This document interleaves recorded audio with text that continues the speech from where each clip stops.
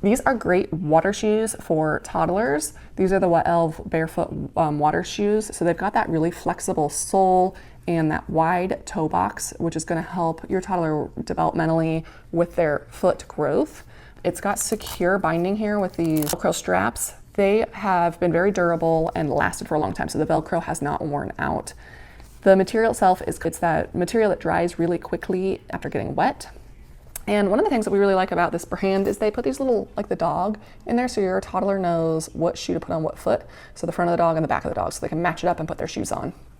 They come in a number of different styles and have really good traction on the bottom. I would say that they are true to size. This is the size 7 toddler, and it's perfect for my daughter that normally wears a size 7. When you get them though, when you're putting them on your toddler, you might be concerned that there's too much room in the toe box. Be aware, because of the wide toe box, that is by design. Their toes are supposed to have room to be able to spread out. You don't want their toes pushing up against the side or up against the front. So that is by design. You just want to make sure there's not a huge gap up in the front, but room around the side is definitely what you want.